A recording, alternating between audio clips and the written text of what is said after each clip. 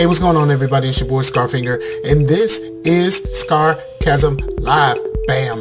Woo. Boom. I'm Scarfinger, and Chase is in the building.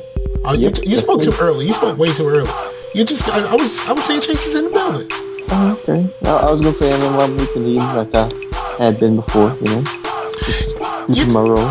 You know something? So before we actually really get started, I was gonna go into the deets, right? Mm-hmm. And I realized something on the deets. Have you ever read the deets on the show notes? Yeah. Did you notice that I don't have none of your information for Xbox, PlayStation, or Steam? Yeah, I think we talked about it on another podcast, and I just told everybody what my stuff is. Oh, yeah. If you want to put them in there, you can. I don't mind. I can just copy and paste. It's all the same as your technically I can only put the PlayStation in. All right, so let's just go through that first. If you want to send us an email, scarcasmlive@gmail. If you want to hit us up on Twitter, I'm Scarfinger. And I am Awakened Heathen. I'm gonna skip all that stuff. Facebook group is Geeks Gone Raw, the Facebook group.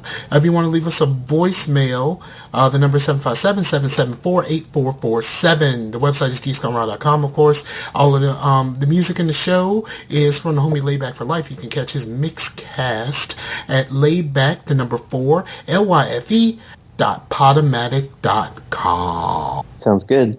Yeah. And then all the rest of the deets, where to reach us at various places, including places that no one goes to anymore, like G+. Stuff like that. That's all. Yeah. That's all in the show notes. Oh, you can also, the homie Pimp is running a marathon, and if you want to donate to his marathon, the link is in the show notes. Yep. All right. And also, it's on the Facebook as well. Absolutely. We need to make sure we put some more. I really need to go to the Facebook group more often. See, here's the problem. I'm always on Facebook. But I never think to go there. Right. Which is a problem, because if I don't go there, who's gonna go? Well, does it if someone posts something, does it come up on your regular feed? No, I get notifications when someone posts something. So when I upload a show and then you post it to the Facebook, I'll get the notification for that. Most of the time I just see it and I like it, and then I never think about it again. But thank goodness. All right, so we're gonna do this here first. Thank goodness you did not post the show with Howard. I didn't promote the show at all. I just put it up on the feed like I said I was going to do. I didn't promote the show at all because anybody who listened to the show knows why. Yeah. I didn't like that episode. I'm sure that deep down, if under all that internet troll stuff, there has to be a decent guy under there. But the show didn't really show that, and it even kind of brought out kind of the worst out of you too. It was just not really, just uncomfortable all the way around. Okay, so that's the first time I heard that. Now, I got a lot of feedback on that show. Because I posted them right after each other, I did not really get any feedback on our last show. Everybody wanted to talk about that one. So, and I'm not going to go over the feedback. Most people were just like, what the fuck is wrong with that dude? And I'll do a quick explanation in a second. But what do you mean it brought the worst out of me? Well, I think he would have brought the worst. If I was on, I don't know. No, I played a lot of defense. I played a lot of defense in that show, and I think that defense isn't my strength. And then trying to be reasonable with someone who was completely unreasonable didn't. I can see how that didn't show me in a very good light. It almost seems like at first I was like, man, I can kind of get with this guy. It kind of reminds me a little bit of me when I was 20. You know what I mean? Mm-hmm.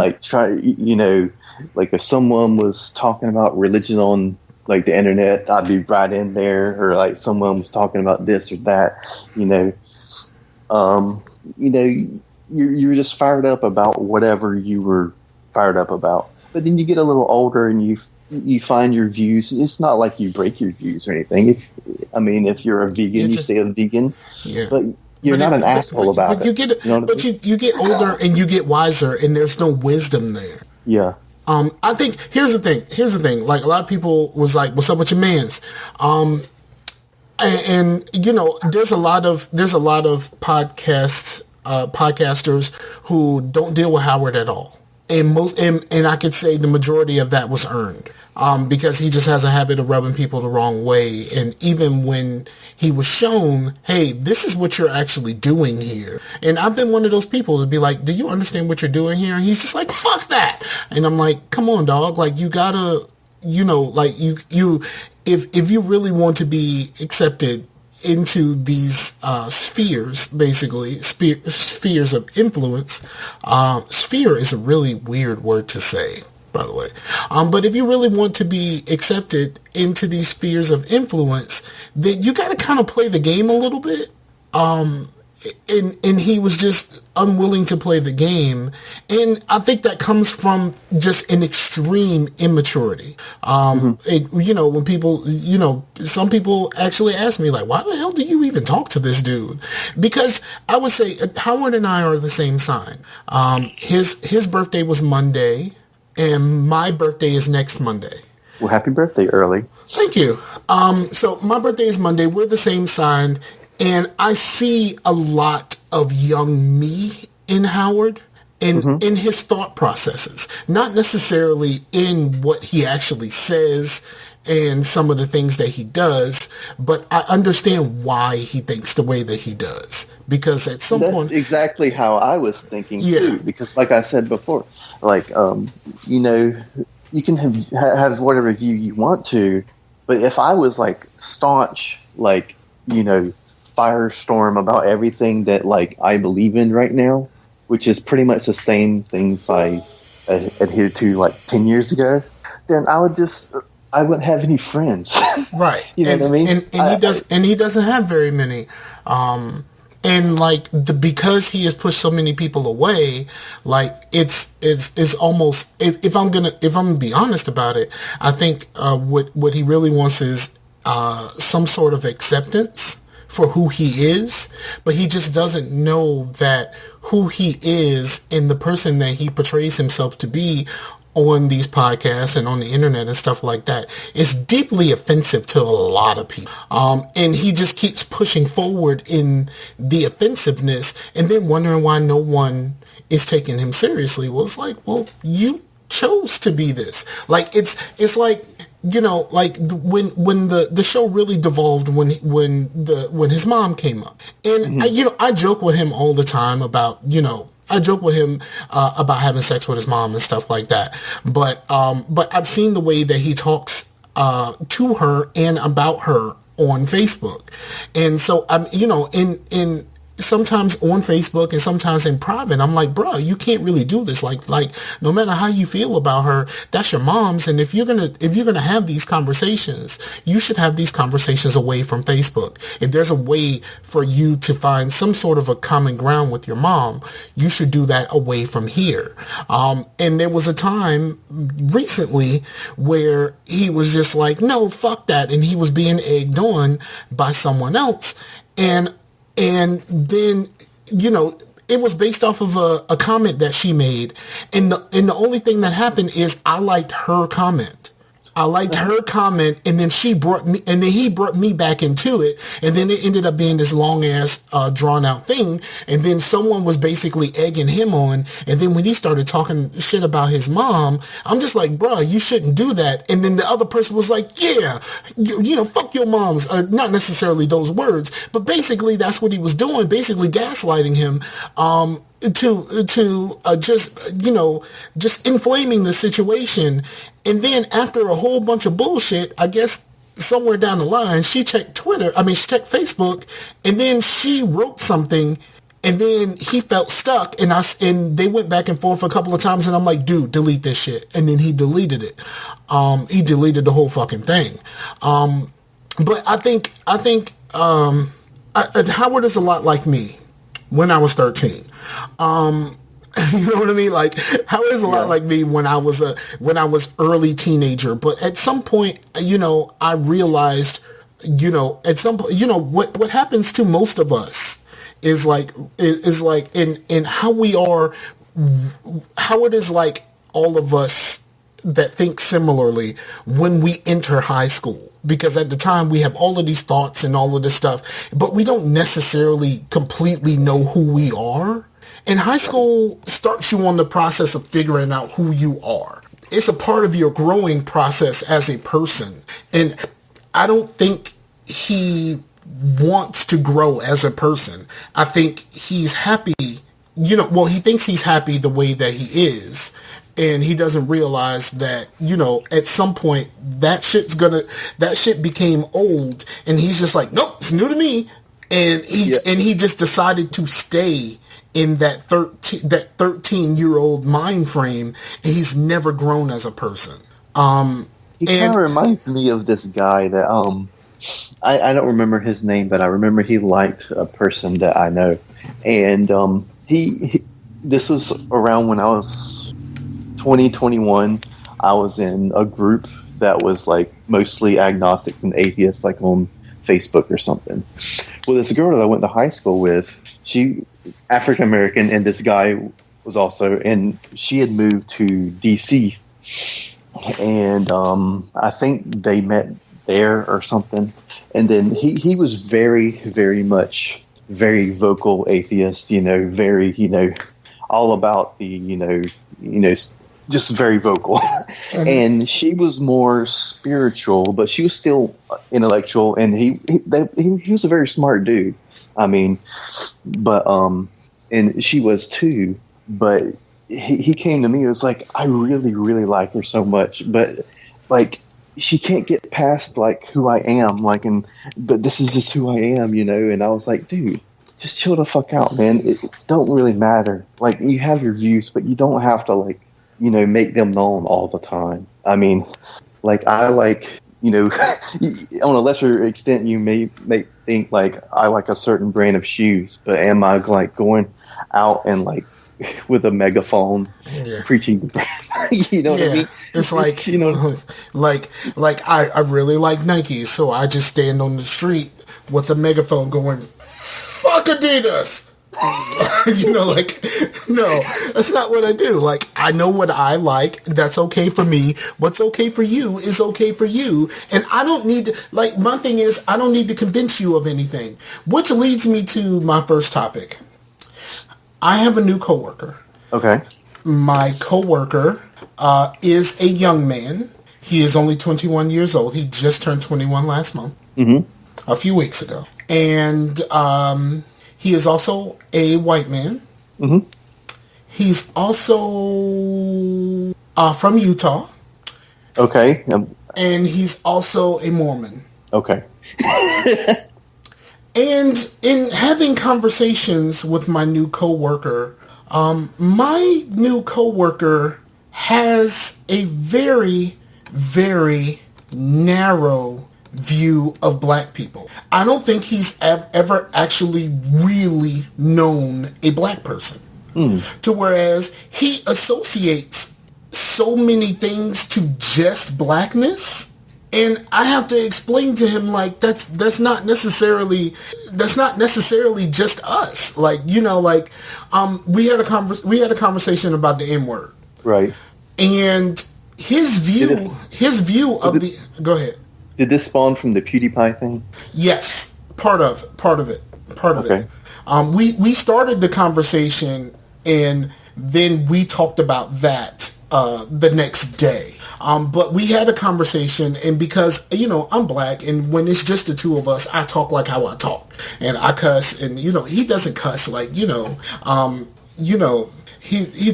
says like. Instead of saying motherfucker, he's just like monkey farts or some shit like that. Like he's that kind of guy. He doesn't cuss and stuff like that. And he said he's always treated the N-word like it's a cuss word, so he wouldn't say it. Right. But he associates the word nigga with, oh, no. Here's where the conversation came up. We were talking about the people who were looting, and I was talking about that I consider those people who were looting the shoe store niggers. And then he kind of said, well, isn't that a classification for all of you?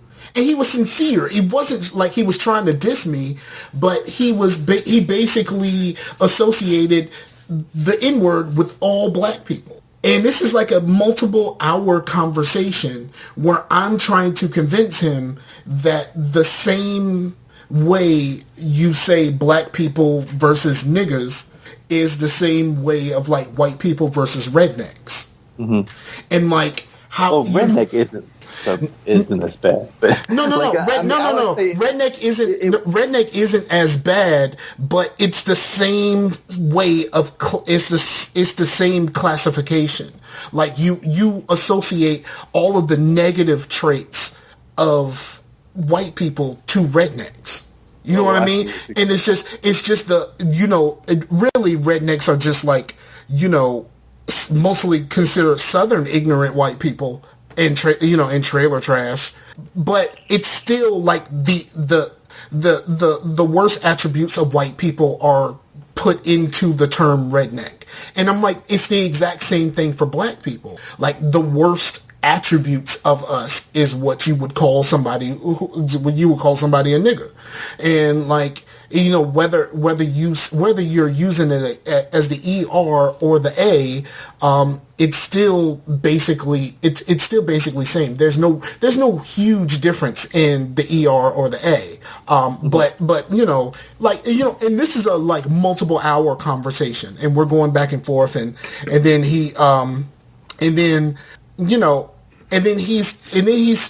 his perspective as someone who is insulated from other aspects of life, because he was a Mormon, and he paid money to he said he paid 10 G's to go to Washington State and be a missionary. Like he paid 10 G's to go to Washington State for 2 years and be a missionary. You know what I mean? Like that kind of thing.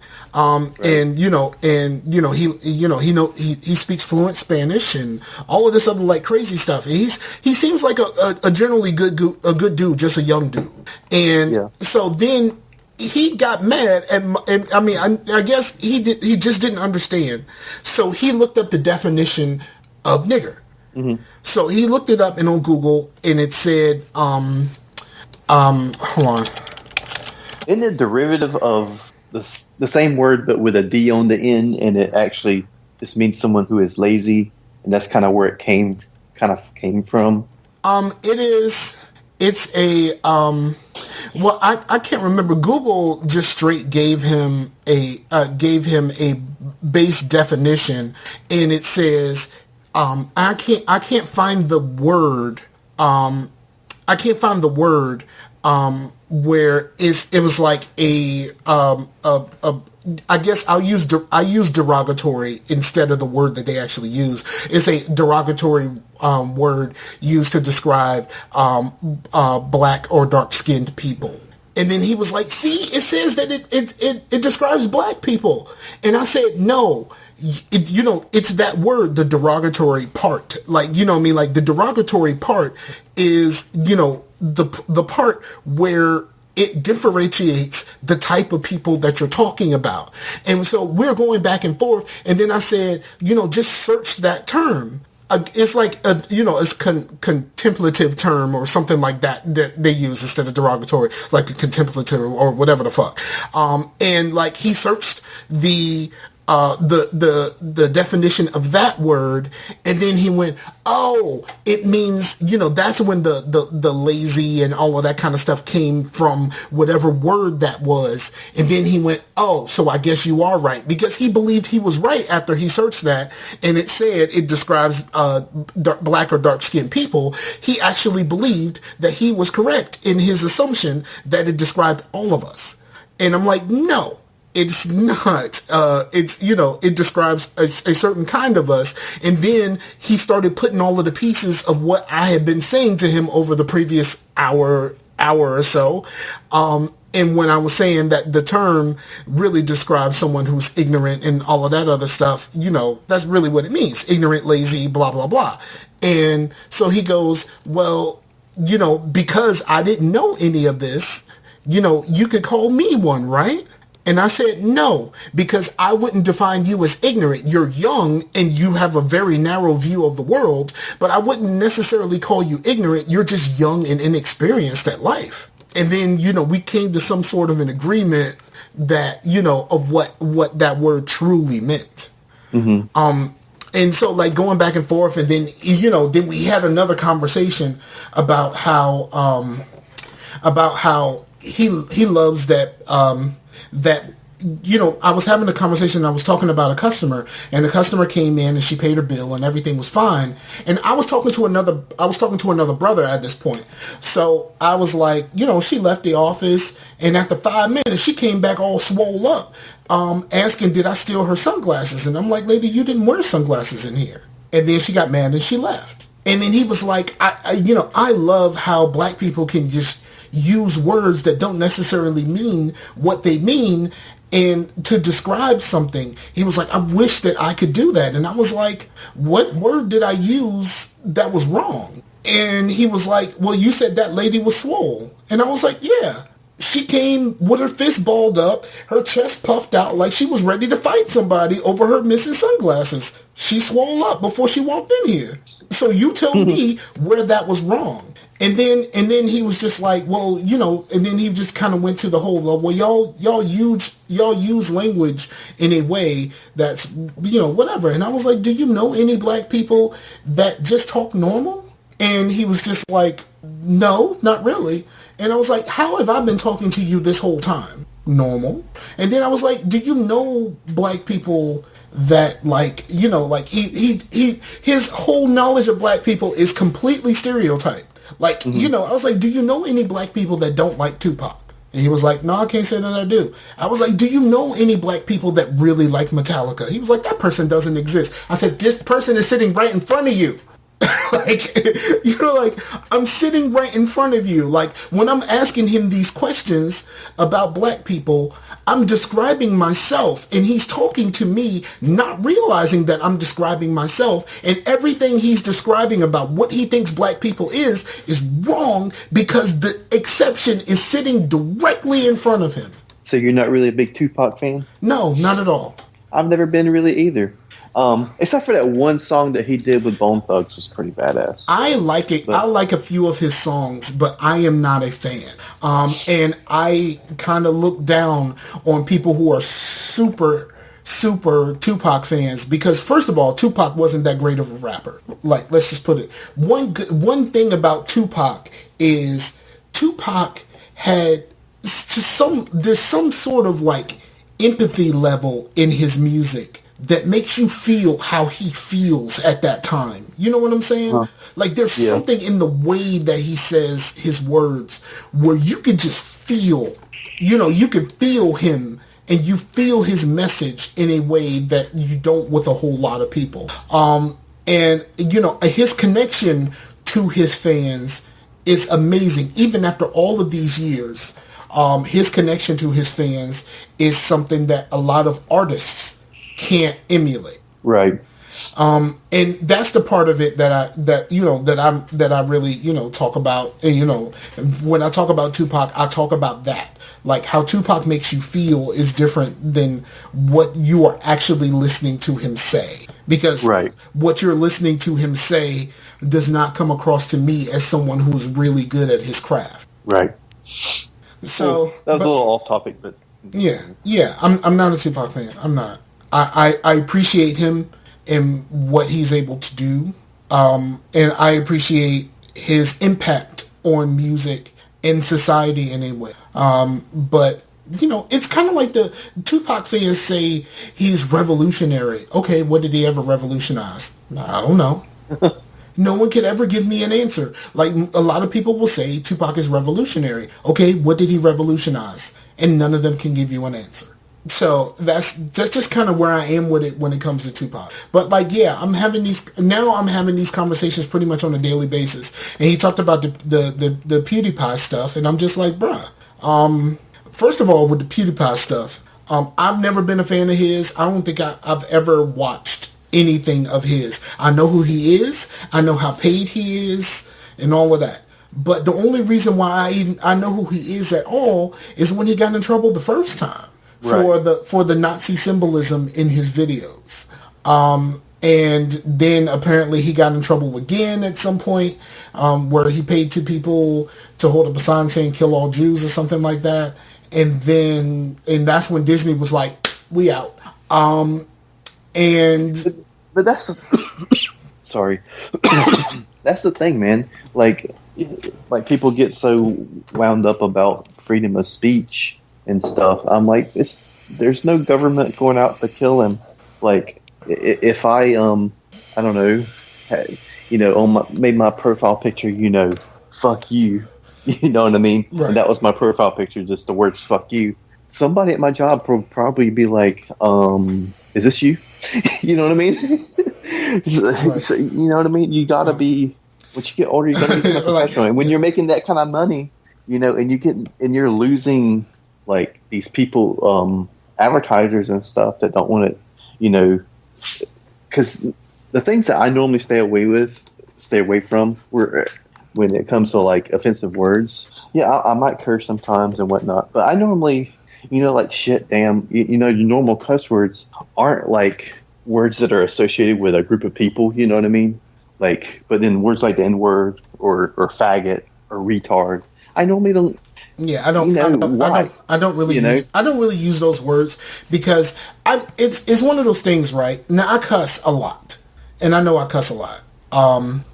But I also know that if I wanted to, I could choose different words. Right. And that's just being professional.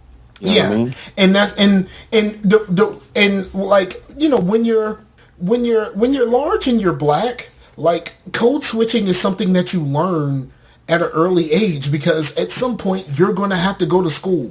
At some point you're going to have to go to work, and you have to know, you have to know how to talk to people and how to talk to regular people. So, my girlfriend, because I was talking one day and it was motherfucker this and motherfucker that and motherfucker this, motherfucker that. And this is before she actually, this is the early days before, I recommended that she worked at the same kind of job that I worked at. And she was like, how do you survive at work without cussing? And I was like, it's just easy. When I walk in that door, I'm not Michael Corbin. Michael Corbin doesn't exist when I walk in that place.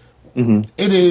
My name, when I walk in my job, I'm Mike C.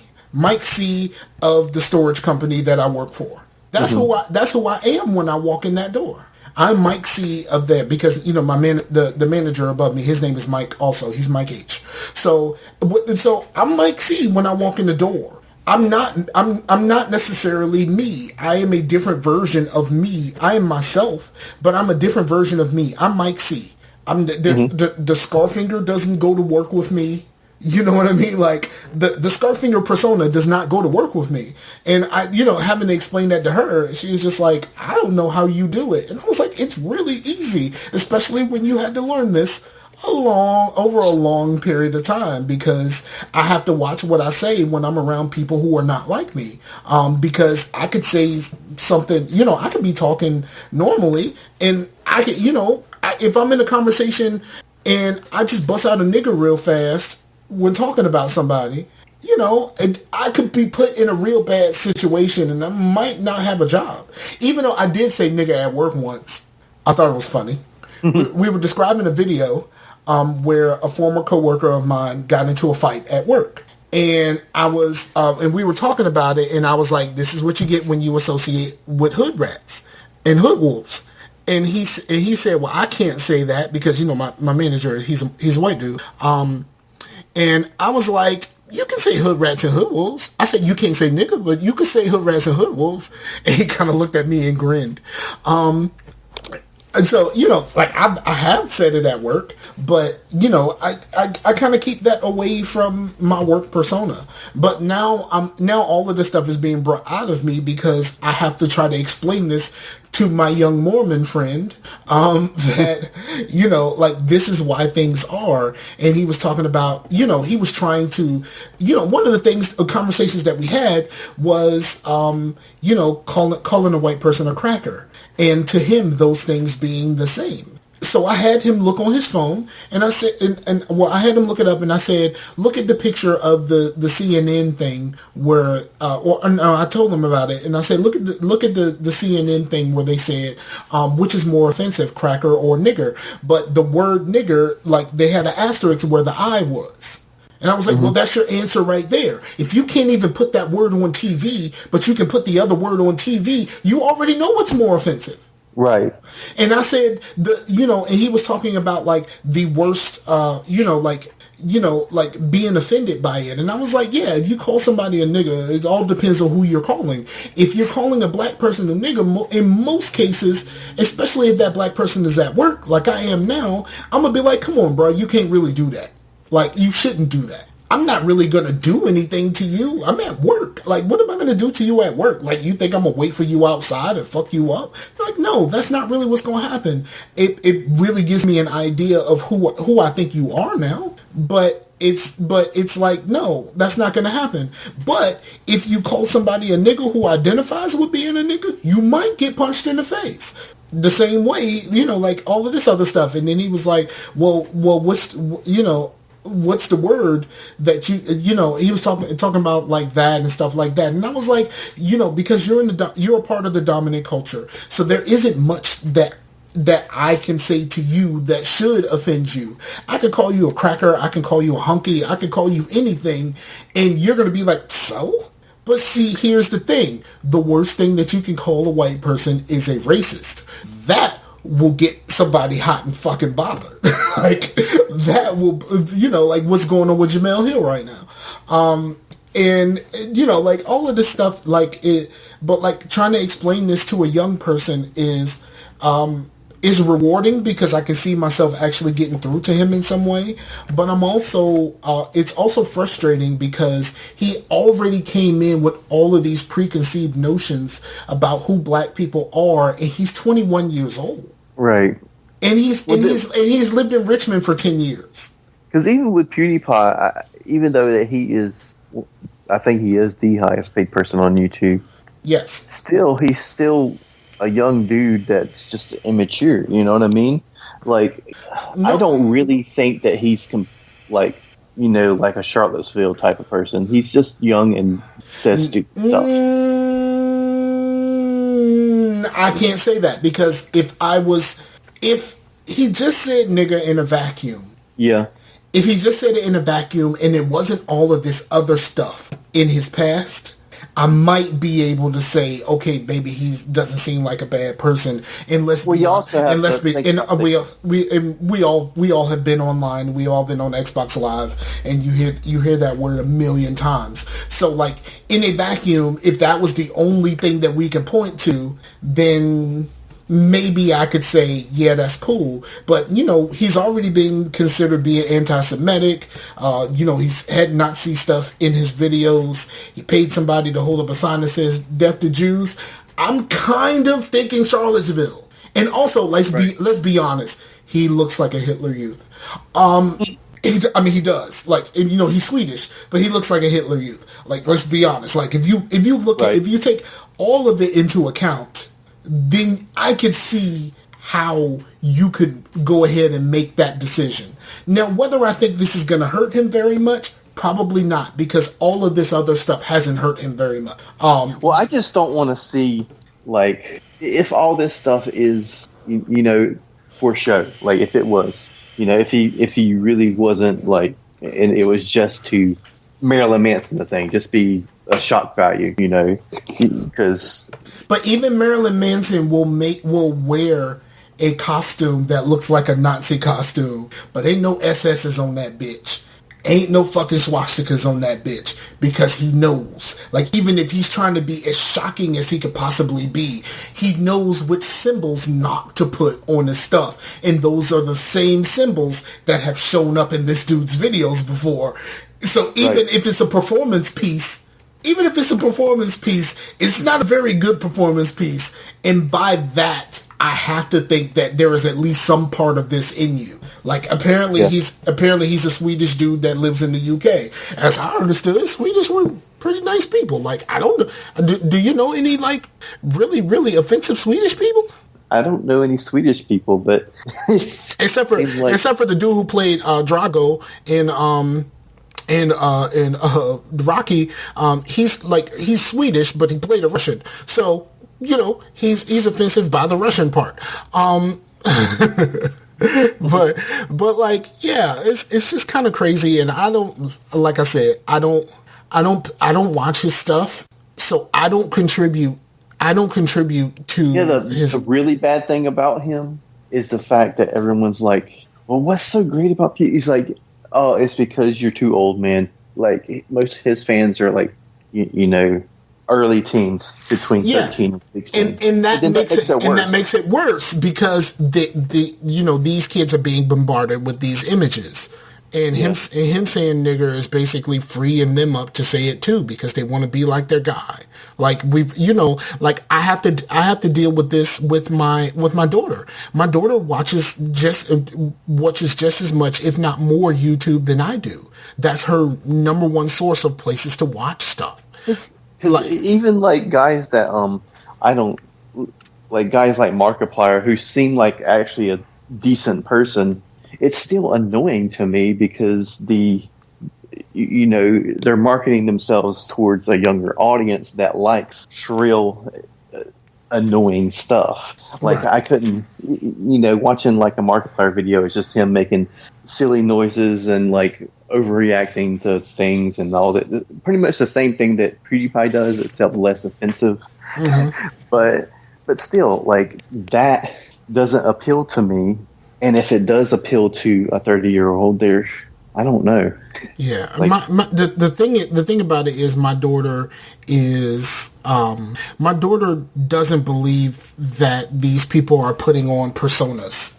Like she believes that this is who they are, which is the hardest part. And I keep trying to explain to her, like, no, that's not who these people are. It's what they show you.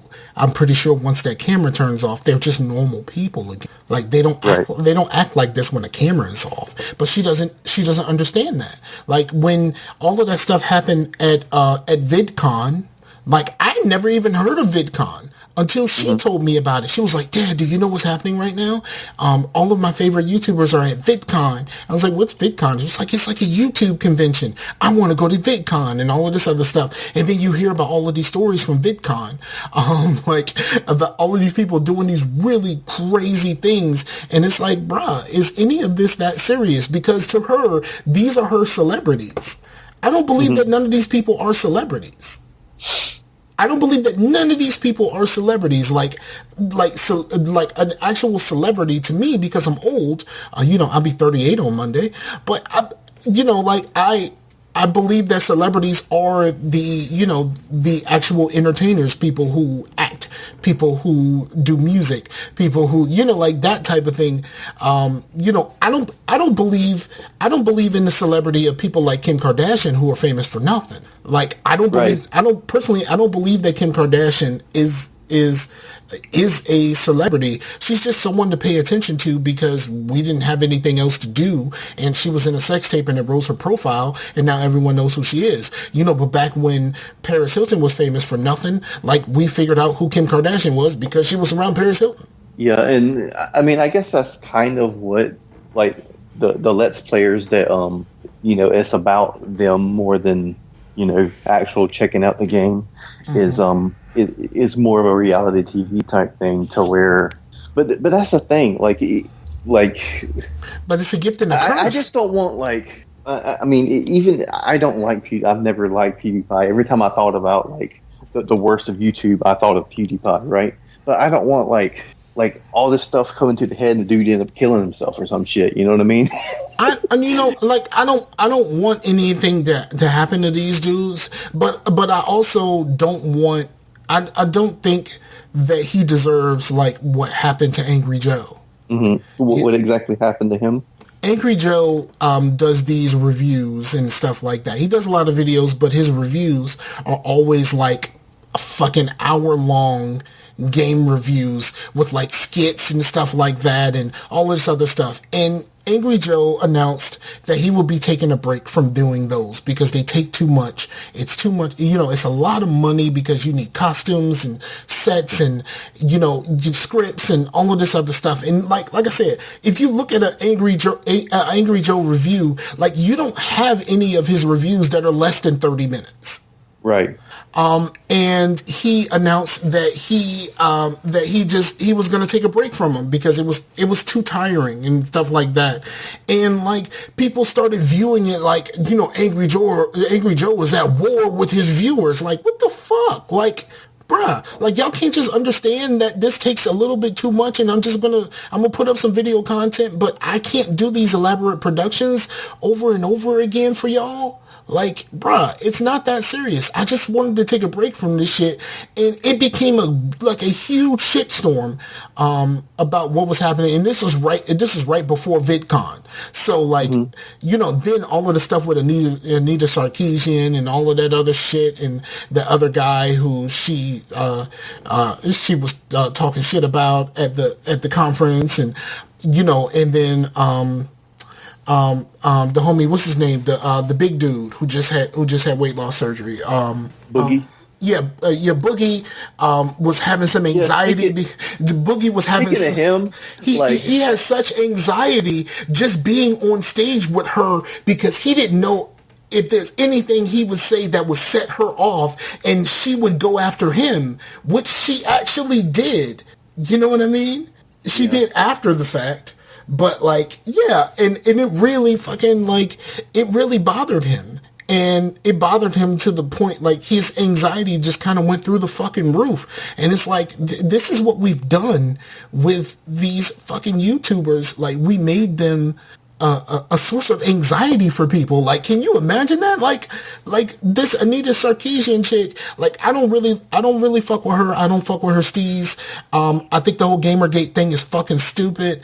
But like, let her live. Like, bye. Like, if I don't have to pay attention to your shit. Like, it's really that simple for me. I don't have to watch your shit.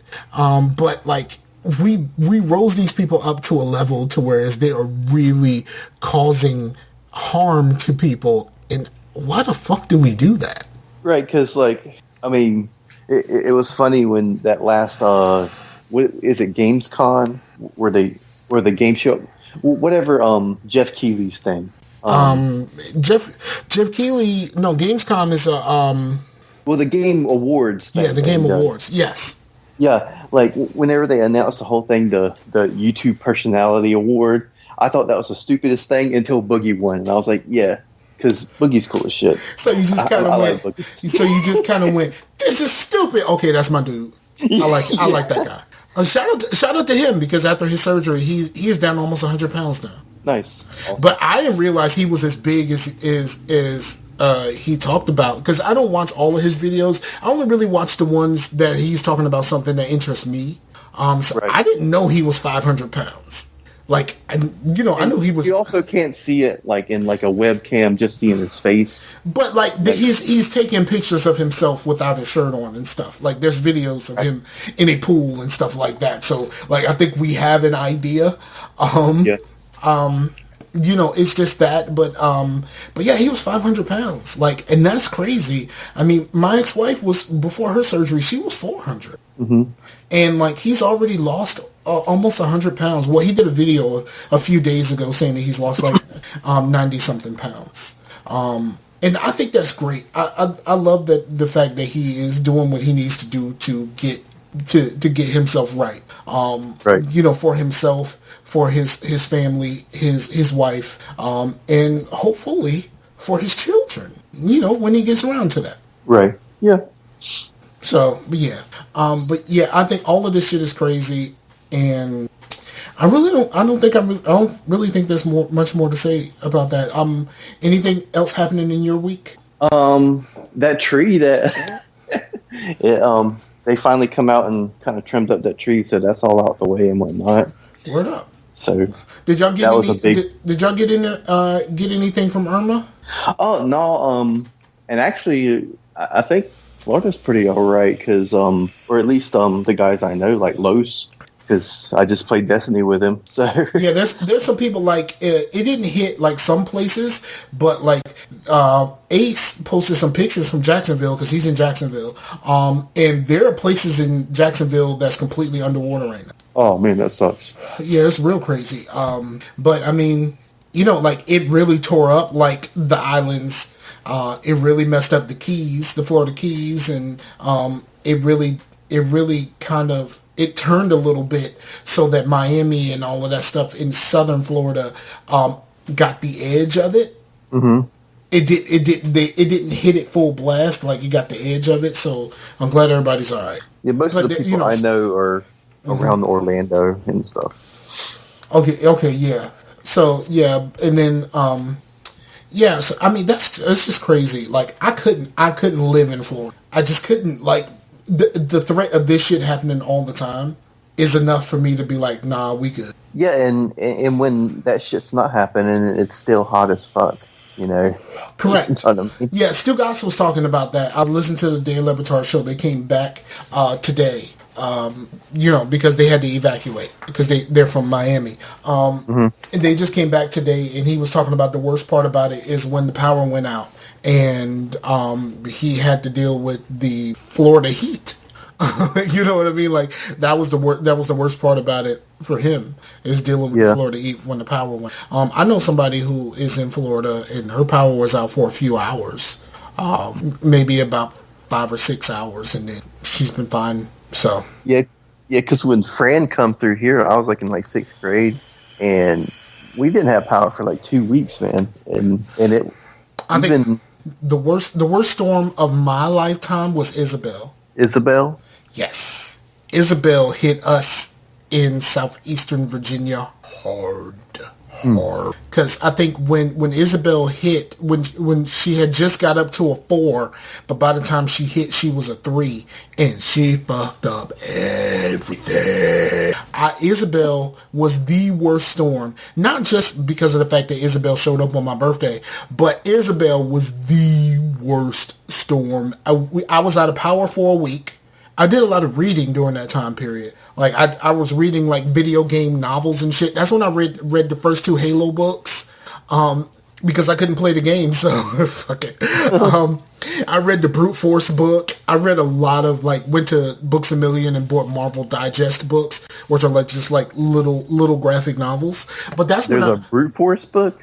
There's a Brute Force book, novel. Absolutely. I think I still have that shit in a box somewhere. Because I never sound like a game series that I would think would merit a book. It did. And yeah, there's a Brute Force book. I would say the Halo books are really good, especially the first 2, because the first one, The Fall of Reach, yeah, they kind of did it in, they made the animated series of it.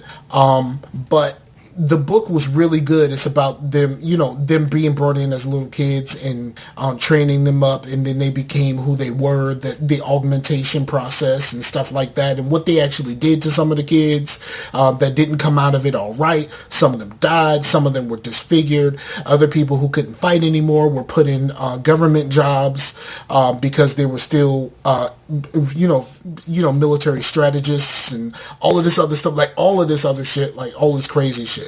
And all of this stuff and what happened. And the book takes you right up until, the book brings you right up until the game starts. Mm-hmm. And then the second book is the game, is the first game. But not only are they describing to you the events of Halo from Master Chief's perspective, they're also explaining stuff from Captain Key's perspective, and they're also explaining stuff from a Covenant General's perspective. Oh. So it's like, when you play Halo, and the very first level of Halo, right? Mm-hmm. Where you're trying to get off the ship, you're trying to get to the lifeboat to get off the ship. Right. According to this book, right before he got onto the lifeboat, Master Chief had a fist fight with an elite, and knocked an elite the fuck out. there were some grunts that didn't want to fight. So what they did was one of them decided, okay, here's what we're going to do. We are going to rescue this elite and get the fuck out of here. So the elite, being talked down because he lost a fight to Master Chief, now he wants to avenge his honor, and he's like, well, since you saved my life, you get to come with me. So now it's it's this grunt who didn't want to be a part of any of this shit, now being forced to go along with this elite because the elite needs to try to save face because he was disgraced by Master Chief. Right. And then there's parts of the game where when you do the silent cartographer, and after you go down and you activate the map room and stuff like that, when you're on your way out, at the very end of that mission, you're walking on your way out, and right before you get on the ship, there's a bunch of cloaked elites. Yeah. You don't know what I'm talking about, but it's okay. There's a bunch of cloaked elites. And basically how the book writes it is that was that elite trying to set up an ambush to avenge himself. Stuff like that. It actually talked backstory into some things that are actually happening in the game. Which is kind of cool, and how they tie all of that stuff together is actually really cool, and it's basically the game from a perspective other than Master Chief. Yeah, and that's really cool because it really does follow the game and stuff like that. And there's some other books and stuff like that. It's really good stuff. There's a lot of lore about things that are not in the game. And then there's the Forerunner trilogy, which takes the place way before all of the events of Halo happened, thousands and thousands of years, with the Forerunners in what led them to firing the Halo rings in the first place. Right. And then there's one of the characters is kind of cool.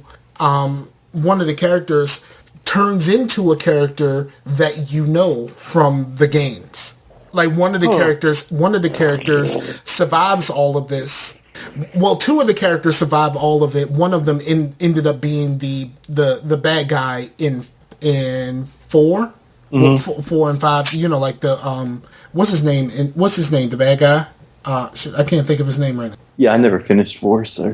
Oh shit. But he ends up being the bad guy. And then another person ends up being someone that from all of the games. Huh. Yeah. And it's really kind of cool how they do it, because I listened to the audiobook, and the audiobook, the guy reading the audiobook is also the voice of that character in the series. And when the character changes into the character that we know of, his voice changes into that character. Which is really fucking dope. It's pretty cool. Yeah. But yeah, the Halo books are really good. I would strongly suggest, if you're an audiobook person, the audiobooks are really good. I've read the first 3, but I like the audiobooks better. Nice. Yeah. All right. So, we've been talking for an hour, almost an hour, and we haven't talked about anything that we're doing. Uh-huh. All right. So where you want to start? Go into it now? Yeah, let's start. Let's start by what we're watching. I'll let you go first. Well, Amber watched something that I didn't watch because I wasn't that interested. But, I mean, I guess I'll watch it at some point. But the acting was so bad. At first, the live-action Death Note. Oh, I've heard horrible things. I don't know much about Death Note. I have an idea of the premise, but they said that Netflix thing is terrible. Yeah, even for, because sometimes you're like, is it just fanboys being like, I don't like it because it's not the original, but then people that know nothing about the anime are like, this is not good. Because it's just the main. Well, Willem Dafoe was good. I liked his it's Willem Dafoe's voice and all that, and his acting is very hit or miss with. But that the main character was just so. Because the one time when he first sees the demon, he was like, there's this demon-looking motherfucker. And I'm like, oh my gosh, it's just so bad. But anyway. And I actually thought it was going to be a show. So that was weird that it was actually a movie because why would you take a show and make it into a movie when there's already a visual show that's longer, that has more content, and then you're going to take it. I understand wanting to see something animated into like a, like live acting is kind of cool sometimes, but why compress it down? You know what I mean? Mm-hmm. Wouldn't it be weird to have like How I Met Your Mother, the entire series compressed down into a movie? Like it probably would have been a whole lot better than what they actually ending, as people say. I watched maybe the first couple of seasons and I just kind of lost interest. Well, it was good until pretty much the last 10 minutes. Really? Yeah. Wow. Okay. But yeah, she watched that, and she said that the acting was pretty bad, but she did give it a pass because of Willem Dafoe, and she really does like Willem Dafoe. So yeah, I'll think of something else I watched. No, I didn't really watch anything. Nothing? Wow. I've been watching a lot of videos of people playing a game that I might end up buying. It's a game called Academia, which is basically Prison Architect with a school. The game is still early access, so there's still a lot of bugs. But it really is. I mean, the art style is the same because apparently the artist that helped design Prison Architect works for them now. Mm-hmm. So the art style is basically the same. Is very very similar game to Prison Architect, but it's hard because you can't talk about this game without talking about Prison Architect because it looks just like it, right? And it plays very similarly, but Prison Architect has been out for quite some time. It's had so many revisions and updates and stuff like that you can't really compare the two, but you don't really have a choice. Right, but wouldn't it be kind of easier? I mean, I'm sure there's like other challenges, but to me it would be less. I would have less anxiety over building a school versus building a prison and knowing these people can pop off or they, you know what I mean. But in a school, you might have fights. You know what? Stuff, as one of the people, I'm watching 4 different people play the game. Mm-hmm.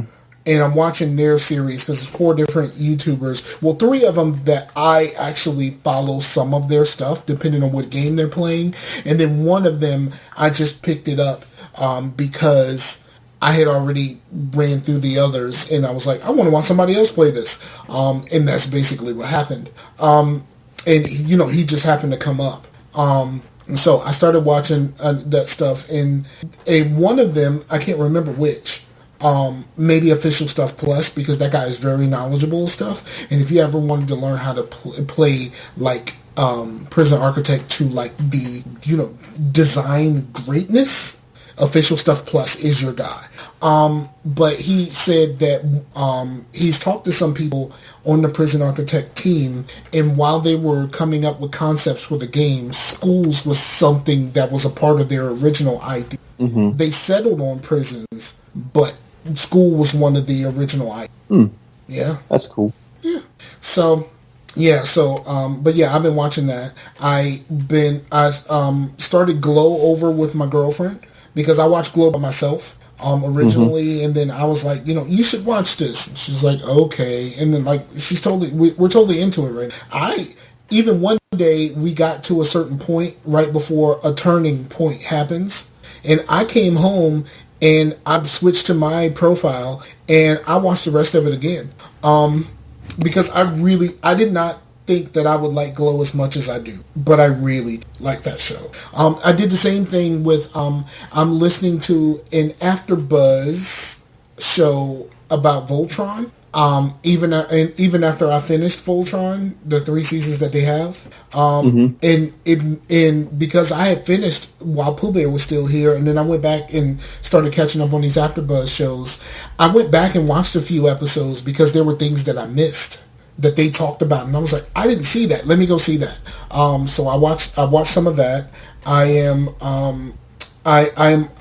Power's over, so I'm watching Survivor's Remorse. Survivor's Remorse is a really good show. I enjoy it quite a bit.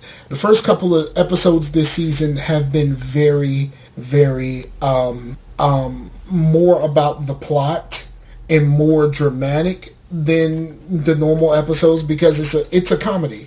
And right. But it's been more about furthering the plot and putting these characters in a position to be funny again. Right.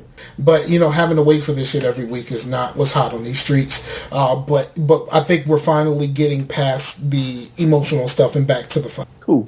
And there's some shows that I want to start.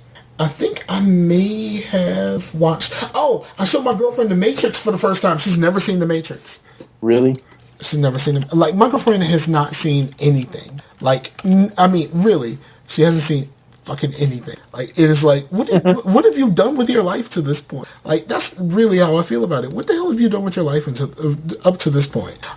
So we watched The Matrix, and that was just, it was weird. Because of course the beginning of The Matrix is not what's hot on these streets. Like, it's just not. Like, let's not even pretend. The beginning of The Matrix is not really that hot, but it's more like soon as the action starts, like, because you need a lot of exposition, and as soon as the action starts, it's like, okay, I get it now. Once people start whooping each other's asses, that's when it gets good. Also, because of what was that? That was my dog. I guess your dog agrees with me. And because of watching Glow again, I watched a Mark Maron special, a comedy special, and I've seen that on Netflix. It was given us, when you first start Netflix and whatnot. And I was like, Amber, you actually might like this guy because you got dry humor and all. Yeah, I kind of enjoyed my time. I kind of enjoyed my time with it, and I actually laughed a few times. Because I don't know him, I know of him, and I know of him from like the podcasting realm and what he's done in podcasting and such. So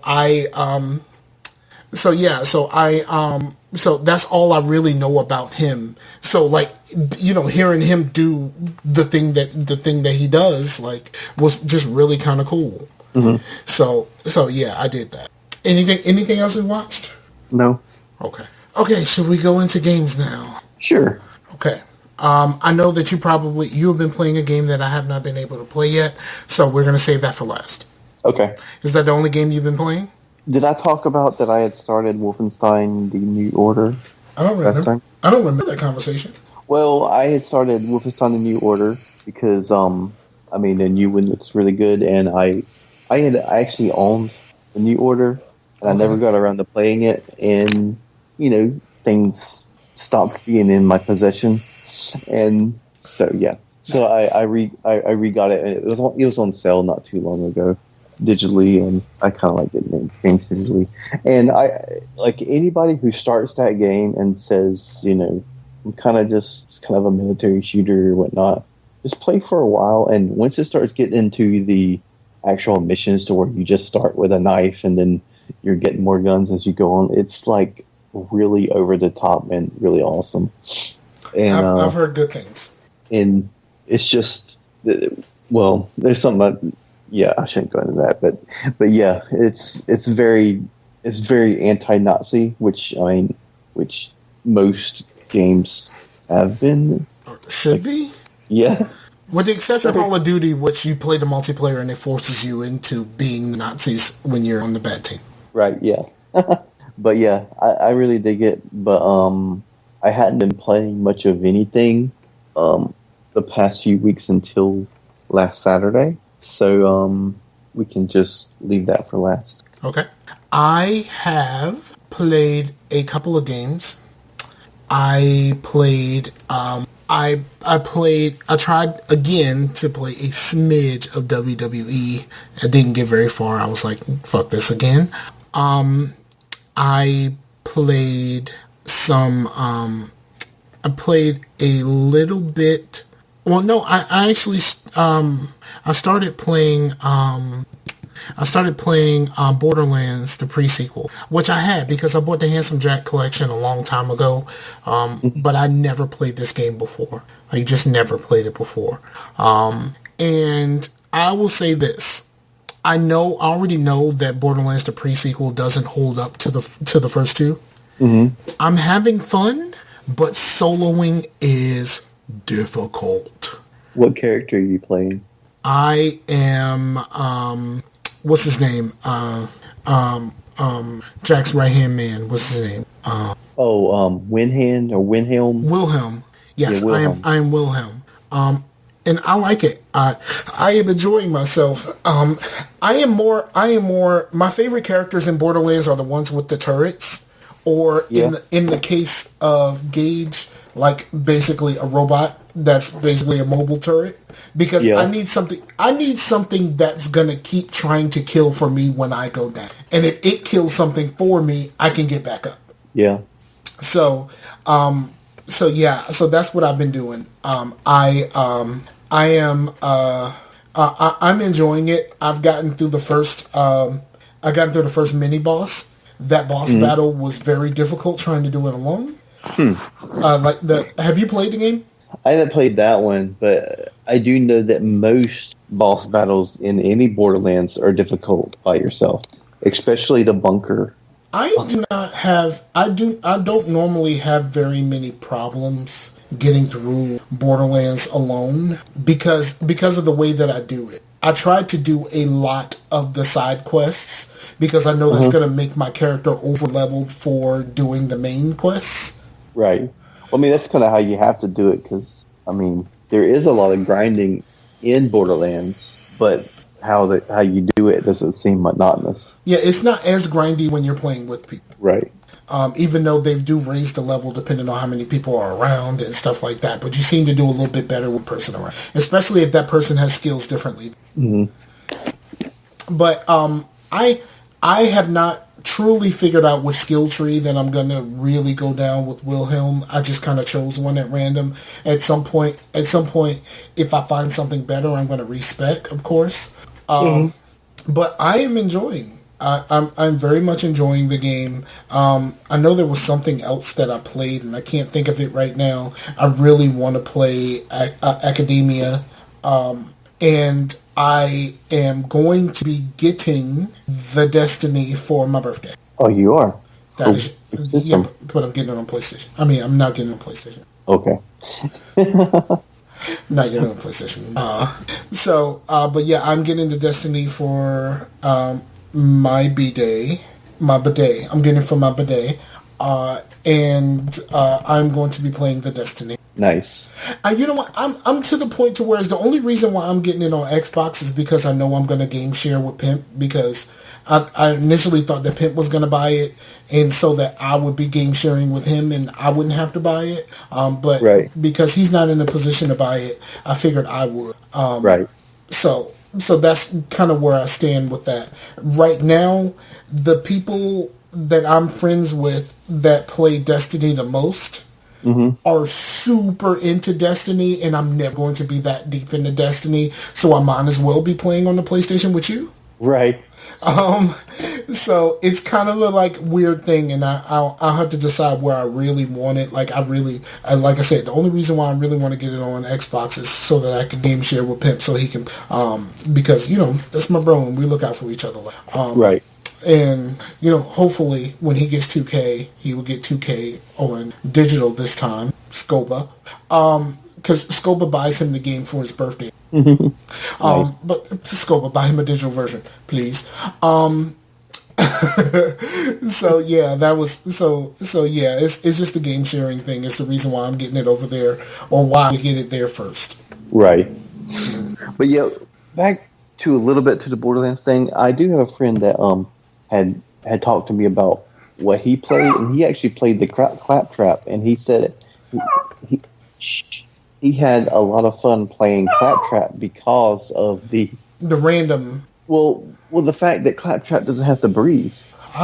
That is a good thing. But I think with the Claptrap, you are visibly shorter than everyone else, right? I believe so. Yeah. They actually bring the camera down, and they actually do that for Killzone also. Have you ever played Killzone Shadowfall?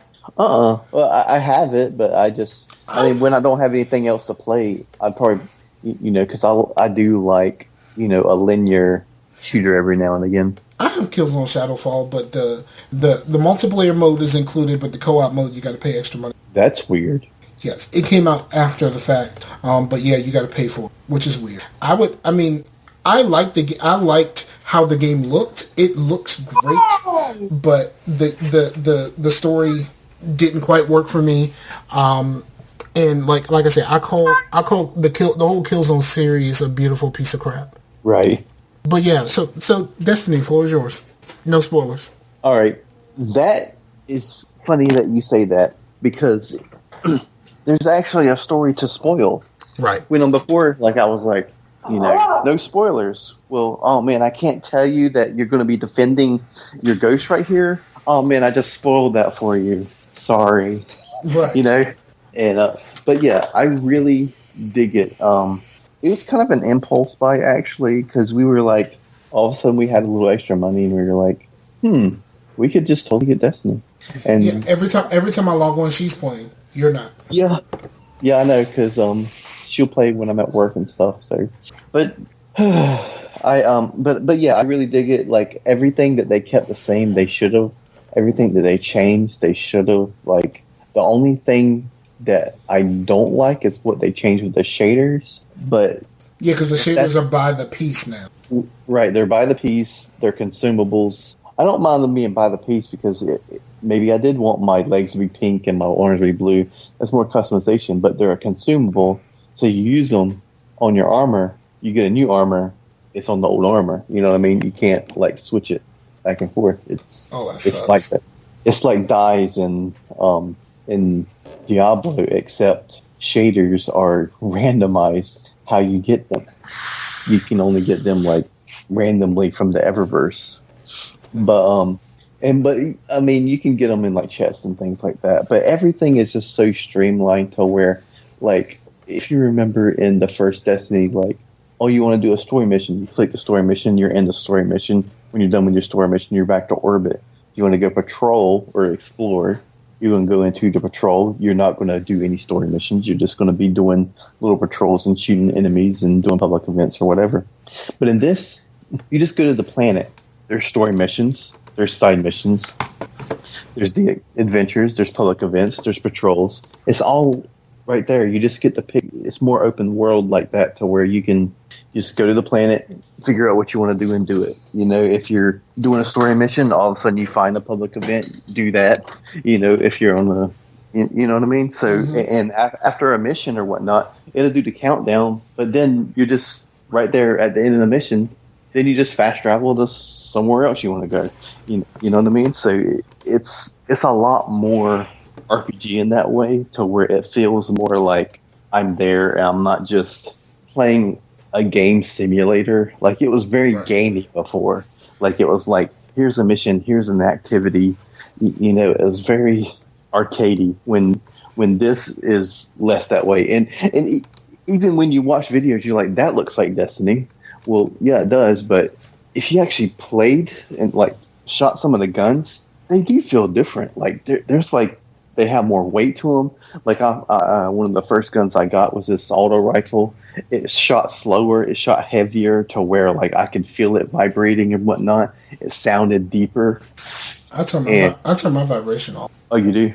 Oh, word. For most shooters, I turn my vibration off. Makes your controller last longer. Oh, word. But yeah, the sound's deeper. The sound's really good. The music's really good, and yeah, the story's really decent. Like, there's actually a story there to where there's pretty much a cutscene after just about every mission, to where there's actual, you have an enemy in sight. Like my favorite raid was the Vault of Glass, but it was so disconnected from the rest of the game. Like they should have made that game based around the Vault of Glass, like Atheon being, like you knew about Atheon almost at the very beginning, to where that was your main thing, is fighting the Vex, and had it be a Vex story mission. But it was like, you're on Earth, you were fighting the Fallen. This is our enemy, the Fallen. All right, forget the Fallen. You're on the moon with the Hive.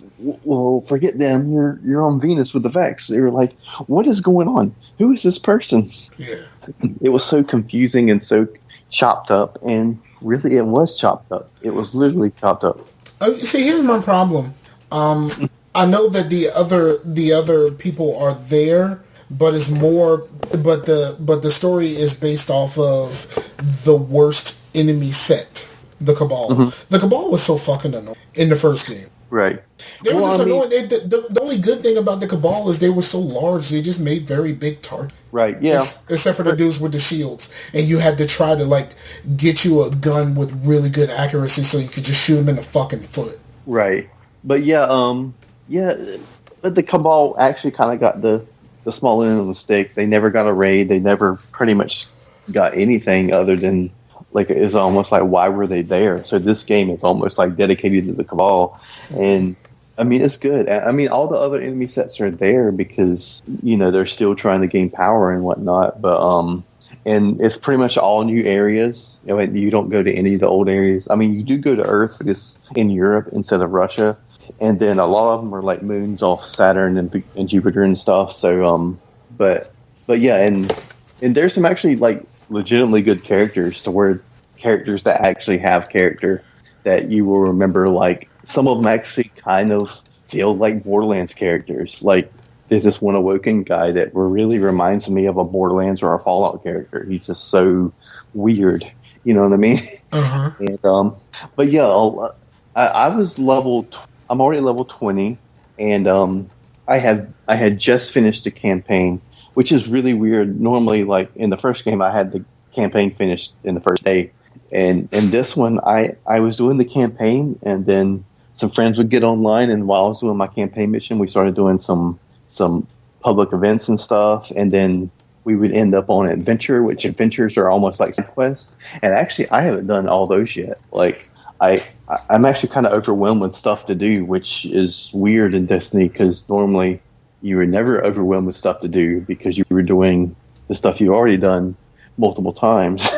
But in this, I haven't repeated anything other than public events. I haven't played anything twice yet, and I've been playing for at least 20 hours. And I mean, I finished the campaign, and like I said, I did take the campaign a little slow because we did break it up with the public events and stuff, and and everything. It feels like I'm always getting rewarded, like I'm always getting loot. Like now, like on each planet, there's like an NPC that kind of almost kind of runs that is the faction of that planet basically, and there's a currency you would get on that planet specific to that planet. Pretty much for everything that you do. Like if you did a public event, you would get a coin, and then you would do something else, you would get some or whatnot, and then you would turn that into that person. And every time you level him up, you get legendary shit. And it will tell you before you even open it what light level it is. It's always higher than the shit you got. And that's cool. So so you would do the public event, and then like you remember the spider tank things. Like, you remember when you would shoot his legs and then his head would open up and you would shoot that. But in this one, it's like his head opened up and instead of shooting it right away, he would drop these orbs. You would put these orbs into these things to unlock the flame cannons. And if you unlock all the flame cannons, the Fallen would say, F you. All of a sudden, the whole thing's heroic. And they're going to send down a bigger tank. And then you're going to get better loot that way. So they have these other mechanics in a way to where if you don't want to make it heroic, you don't have to. Most of the time you want to because you get better stuff. But whenever you get done, it's going to throw down a chest, and you can actually get exotics from a freaking public event. You know what I mean? But you're guaranteed some coins to, give to the people. You know what I mean? In each planet. And they did away with bounties. Somewhat, because there's a new thing called challenges, which are basically bounties. But each planet has challenges every day that you can do that are basically the bounties, except you don't have to go to the tower and grab them. You don't have to go back to the tower and turn them in. They're just there. You do them. Once you've done them, you get the reward. You don't have to you know what I mean? So everything's a lot more streamlined and a lot more fun, which, I mean, Destiny's always been fun, but it was just not fun by yourself, which, I mean, this is still fun with people, but I mean, I've had a lot of fun just, wandering around. And now they have like little caves and stuff that you can go into, and and those you can't even track. So you just try to find the entrance and go in there, and there'll be a boss in there and whatnot. And I haven't done all those, so there's still a lot of stuff that I haven't done. So I mean, I think you're in for a treat because this is definitely the game that we should have had in 2014, and it's really, really pretty too. So it's definitely eye candy. Word up. So yeah, Destiny 2, definitely better than Destiny 1's launch. Even though, I mean, I did play Destiny 1 through its ashes, but you know, I was definitely not happy when it first came out. I got you. I'm really interested. I'm not a Destiny hater. I'm not blue. So I'm just interested in getting the game, and I'm probably going to end up doing a lot of soloing and all of that other shit. It's like, yeah, that's pretty much where I'm going to be at with the game. I'm probably going to end up doing a whole lot of soloing, especially because I'm on a different platform than you are. So that's just gonna be what it is. And if I like the game enough, I might try to see about getting something on the other. Yeah, because they made the whole clan system now to where it's so good. Because like you join a clan, and before we had clans before, but it was all like kind of an app thing. You could talk to each other on your app. You would get the little clan sign. That was basically the extent of it. But now it's like you actually contribute. Like if we did the Nightfall, it would say checked off Nightfall for the clan, and then everybody would get XP boost. Like it was funny because you got something called Clan XP, where you're actually giving XP to the clan, and then I jumped into my buddy's game who was like a level 11 or something, and I was just like helping him out. We weren't even on mic. He decided to do an adventure.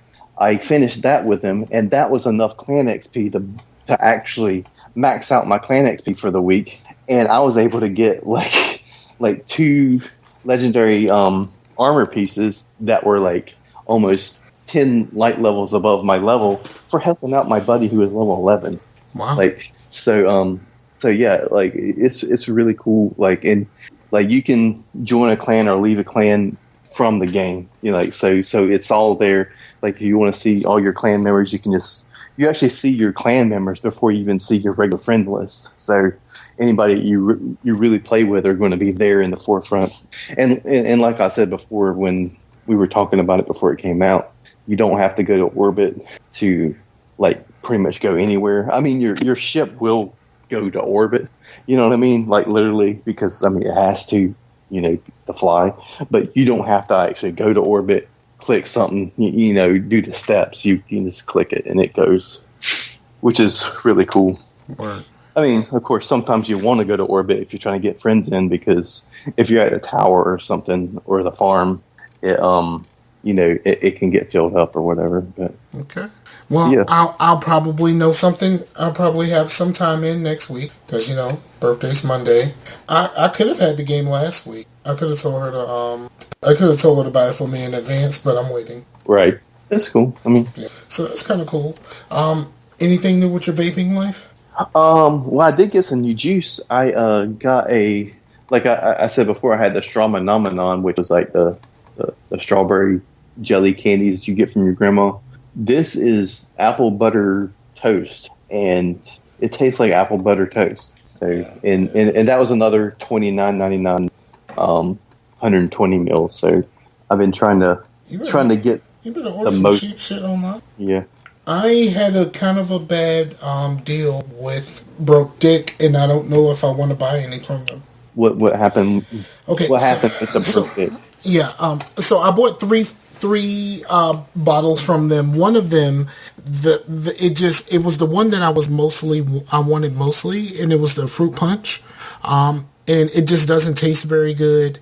It is, you know, it doesn't taste very good, and it's just kind of like, come on, man. Like I keep trying this, and every time I use it, I get a little bit more of a burnt taste from my mod than the moment I switch to something else, everything seems to be perfectly fine. So it's just this. So I sent them a message, and I'm like, hey, you know, this thing, the taste is terrible, and I'm getting a burnt taste whenever I'm using this. And, you know, like, did I get a bad batch or something? Like, what can y'all do to help me? And he just said, oh yeah, just let it steep for 2 weeks. That was his only fucking response.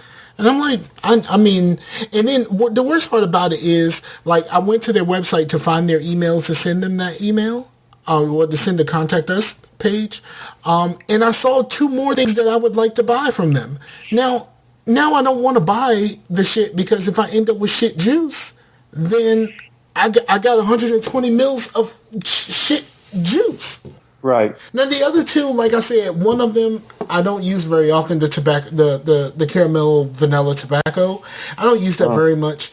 I don't use that one very much. But the mixed berries one is actually really good. It tastes like hot sauce without the menthol, which is cool. It tastes. I don't know. Go ahead. I mean, but I like hot sauce because of the menthol. Exactly, and that's how I feel about it. They had another flavor that looks like it would be like Thug Juice without the menthol. I need to order some more Thug Juice, but like I've been ordering from these places where I get so much more for the same price, or just a smidge more, that I don't really want to go back to spending $8.99 for 30 mils again. You know what I mean? Like I've been spending $8.99 for. I've been paying $8.99 for 60, and then $11.90. 11 and some change for 120. Like, do I really want to go back to $8.99 for 30s? Because even at the $29.99, like I was used to, like, a year and a half or 2 years ago, paying like $22 for 30 ml bottles. You know what I mean? Right. So like $7 more, I can get 120 mils. Yes, you know what I mean. Well, why would I ever want to get anything? I would never want to pay anything less than $20 something for 120 mils, because that's like right. Yeah, because Broke Dicks, their normal price is $22 for a 120. Mm-hmm. They just happen to have this sale, and I really want to get some more of the sale, but I'm just not. And your was it cheap ass vapor or whatever? What was it called? Dollar E-Juice is the one. E-Juice. They have the 60s for $8.99. Word. And they don't really have very much with menthol, and I like my menthol. Right. So, but like I said, Dollar E-Juice can be my favorite place if they do one thing. All they need to do is one thing. Take the donut recipe that they have, and instead of doing strawberry donuts or lemon donut or whatever the fuck, if they make a peach donut and make it and put a smidge of cinnamon in it to taste like the peach cobbler from Avail, I will never have to buy anything from Avail other than devices ever again. Right. Well, did you ever fix your mod or anything? I bought the other mod. I did give it to someone who does know how to solder. But I haven't seen him in a few days, so. Word. So I don't know how it actually worked out. But I haven't seen him in a day, so I'll find out when I talk to him. Cool. But yeah, so right now it's just I'm to the point to where I'm going to have to order some new stuff. But I guess I'm going to have to order some Thug Juice. I have to. So I'm going to order some Thug Juice, because the only store that I know that I can get Thug Juice from is in Newport News. And they call it Drink. They don't even call it Thug Juice, but it's the same exact thing. And then the stuff that they have that's hawk sauce, they call it something else. I can't remember what it's called, but it's like, come on, man, this is just hawk sauce, and this is just Thug Juice. Is Drink Kendrick Lamar reference? No, Drink is a lean reference. Oh, okay. That's what they used to call. That's what they call lean before they just started calling it. Word. You off on that drink? Mm-hmm. And it's not. It's DRANK. Oh, okay. Drink. So, yep. All right. So, anything else you want to say to the people? I've been listening to a lot of Neil Young lately. Why? Because Neil Young's the shit. What reminded me, I mean, I've been a Neil Young fan for like most of my life, but what kind of reminded me, there's a festival that goes on every year called Farm Aid, and it's kind of like, I've heard of Farm Aid before. You don't have to explain Farm Aid to me. Okay, but anyway, I was it used to come on the country the country channel, like TNN, I think it was, and I was watching it with my grandfather in 1996. Farm Aid is, even though it's put on by Neil Young and Willie Nelson and stuff, it's not really a country festival. It's more a get freaking high as fuck festival. I mean, if Willie's showing up. But anyway, at that particular festival, there was some country acts and whatnot, and then it was time for Neil Young to come on, and and the guy introduced that Neil Young as one of the founders and whatnot, and then all of a sudden you just heard like intense like feedback and like just the most like nastiest guitar sounds, and just it sounds like it's scraping against like pavement, just loud amplifiers. and then they started playing the heavy version of Hey Hey My My, which the folky kind of country version is called My My Hey Hey, which is off the same album. It's the same song, it's just one of them is really loud and heavy. And my grandfather did not know how to take that. But yeah, pretty much from then on, I was like, I like this guy, because that album was really cool, because it was pretty much him dealing with his own void. Was like he was going what's the word, where you don't really matter anymore, like the times is changing, and he feels his own ineptitude, irrelevancy. Yeah, so that's pretty much what the album is about. And like, punk rock, this is late 70s, punk rock is like pretty much raging. And he pretty much starts out the album very folky, very nice harmonica, acoustic guitar. And throughout the album, it gets a little bit louder and a little bit louder. And the first song is the acoustic version of Hey Hey My My, Rock and Roll Will Never Die. And then the last one, they play it with the loudest amplifiers they can find. And it's just great, because he pretty much embraces punk rock in a folk album.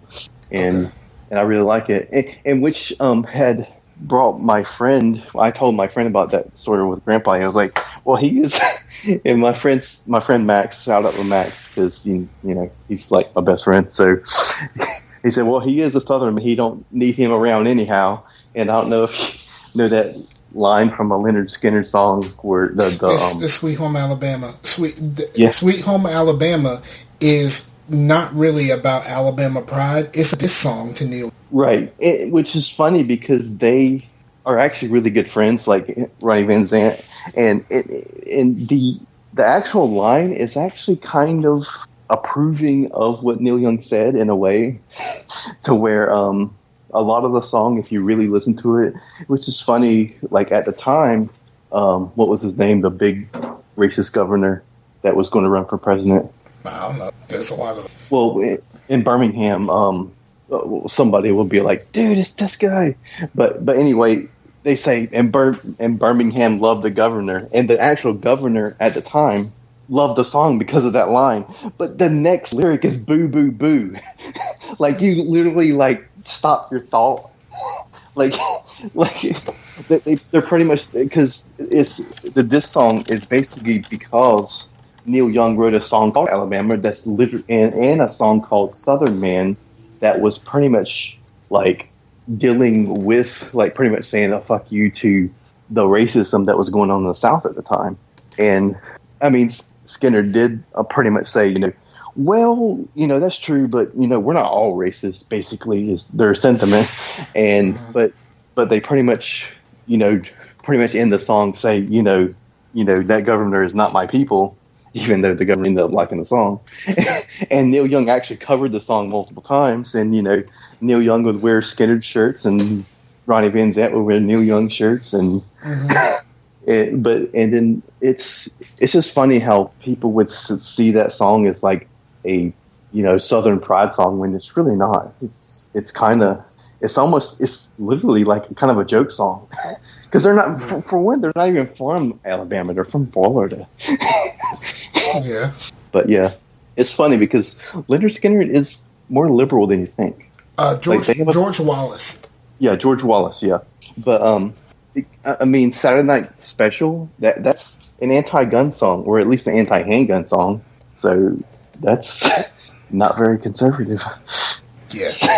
Yeah, and it's like and then like the conservatives kept like trying to get on all of these songs during the last election with the Republicans using these songs, and then people were like, don't use my song, and then like they would use like stuff that they don't even understand the song, like the song My Future's So Bright, I Gotta Wear Shades. It's an anti-nuclear war song. It's not about like being awesome.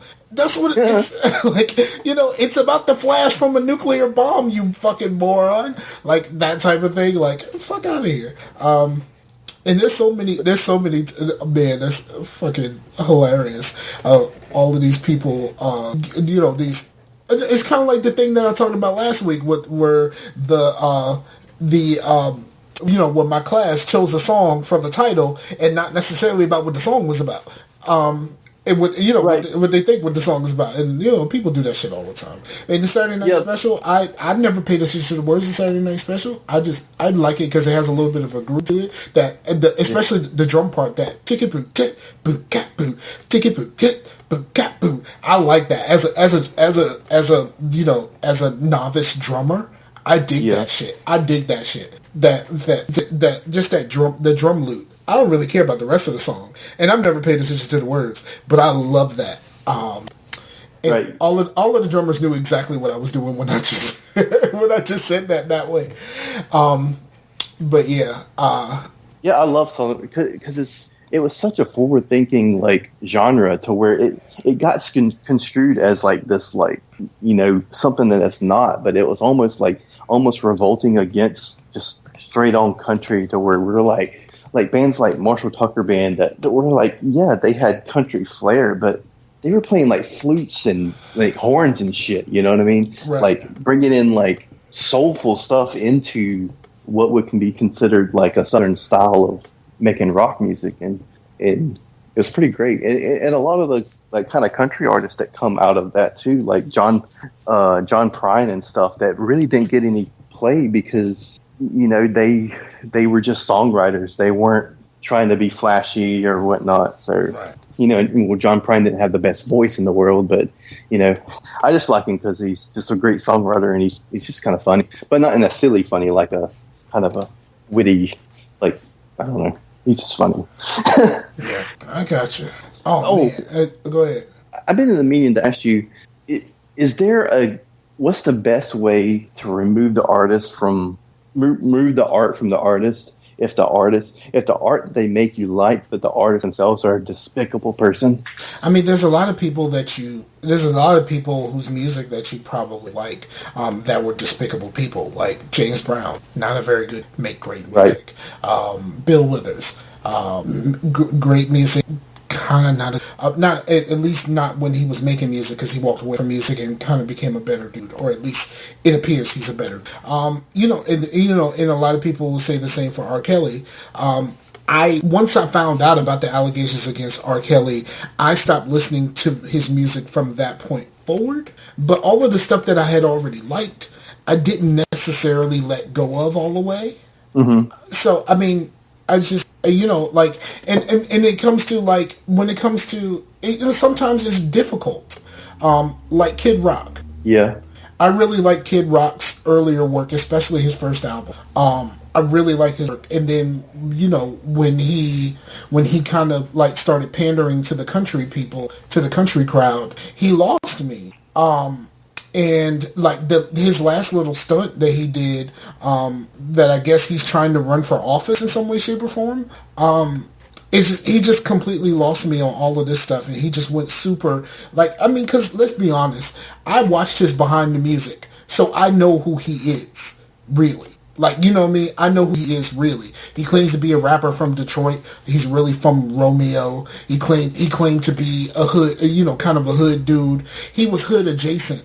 Like he's from Romeo, and his father owned a car lot. Like, you're not really from the hood. He just spent a whole lot of time with people, with hood friends in Detroit as kind of a fuck you to his father. But like, And then he was going to be signed as a rapper, but then the Vanilla Ice thing happened and wanted to take a chance on him. So he basically went back to the lab and started incorporating rock music in his rap. And that's where he found his lane. And so then they put him on, and then, he did like a while ago, he did like the Country Music Awards or something like that. He did a song with Hank, I think. Is a song called The F Word. Mm-hmm. And they really like that. And if country music people like you, they will buy all of your shit.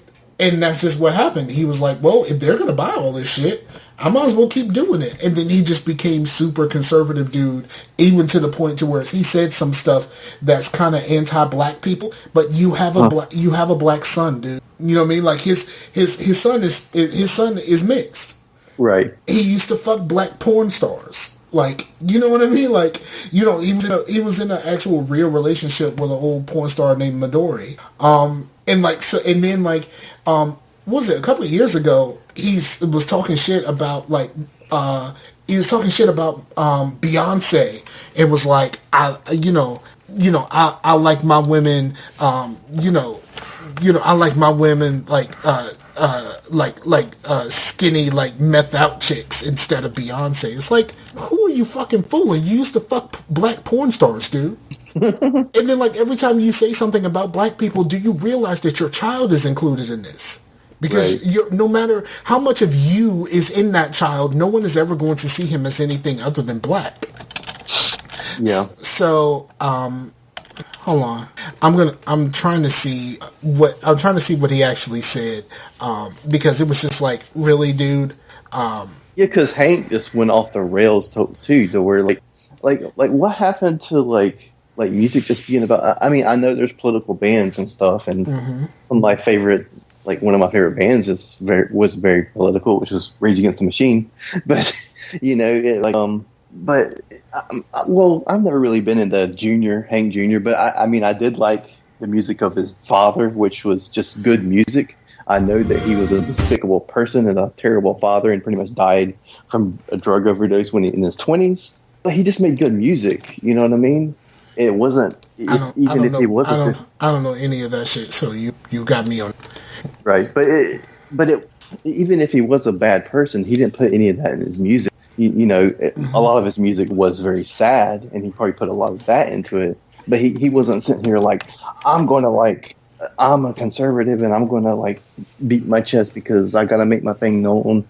Why don't you just make your music I don't know. Maybe I'm just being jaded because, I was fine when Rage did it. Why can't Hank do it, I guess? So whatever. Yeah. Okay. So I found the actual thing that he said. He said, Beyonce to me doesn't have a fucking Purple Rain, but she's the biggest thing on the earth. How can you be that big without at least one? And this is his pandering. The two songs that he chose are pandering to his base now. He said, how can you be that big without at least one Sweet Home Alabama or Old Time Rock and Roll? People are like, Beyonce's hot. Got a nice fucking ass. I'm like, cool, but I like skinny white chicks with big tits. Doesn't really fucking do much for me. He don't like ass? Like, yeah, for real. Like Beyonce has a nice ass, so you would rather have a woman with no ass when we know you used to fuck porn stars? I'm a white dude, and I'm more of an ass guy myself. I like tits, but I'm with a white girl, and mostly I'm with her because she has ass. So yeah. All right. So I think we're done here. Maybe when we start talking about titties and ass, it's time to end the show. Yeah, it's time to end the show. And we've talked now. We've talked for almost 2 hours, but they don't know that. So let's go ahead and wrap this up. Go ahead. Yeah, I'll go ahead and go into a shout out, which is the clan I joined on Destiny, which is Surgeon Fire's clan. Why they gotta be called clans? No, I'm kidding. It's with a C. But yeah, and that's another. I actually hardly curse at all when I'm around Surgeon Fire because I know, he's just such a nice dude. I'd feel bad cursing around Surgeon. You know what I mean? But I know that people in the clan do curse some around But I don't know. I just feel bad. But yeah, shout out to Surgeon Fire because they got a pretty good clan over there. Yeah, shout out to Surgeon Fire. We played. I played in a few parties with him on both consoles, and he tolerated my cussing. So thank you, thank you, bro. I don't do it on purpose. It's just how I talk, bro. You went off on me that one time. I was like, Surgeon's in this party, dude. It was like, Surgeon knows me. He knows how to. And the Surgeon's like, yep. Absolutely. He's been in some Xbox parties before. Yeah. I think the last time we played a game together it was Mass Effect. The one time I played Mass Effect multiplayer. Yeah, I was about to bring that up because he got it on PlayStation. I was like, hey man, yeah, I know Destiny's out and all, and we're probably going to be playing this, but if this gets into a lull, we should totally play some Mass Effect multiplayer because I haven't played that at all on PlayStation with a multiplayer portion, and it's fun. I'm thinking about possibly now. Do you have Borderlands on PlayStation? Yes. It's not installed, but I have it. I'm possibly thinking about it. Because I went back. I watched a Borderlands video, and then I'm like, shit, I miss Borderlands, man. I love Borderlands. It's like it's Diablo with a first person shooter. It's Diablo with fucking guns, man. And it's funny. So I think I might do that at some point. So once the Destiny fever calms down a little bit. Word. The only problem is I'll be starting from scratch again, which would really suck because I had characters that I could bring from the 360 to the one. Right. And I can't do. Yeah. What's cool is that I hadn't put too much hours into it on PS4, so my characters are low anyway. So. But the cool thing about it though, because I had played so much of it, when I started the pre-sequel, they gave me like 100 and something badass points right off the rip. Nice. I thought that was cool as shit. I don't know if they did that for everyone, but shit, did it for me. Works. So all right, we'll talk about that later. This is Scarcasm Live for the homie Chase. I'm Garfinger. This is Scarcasm. We out of here. Peace out later. To Warriors. I'm not gonna sing in cut. Scarcasm.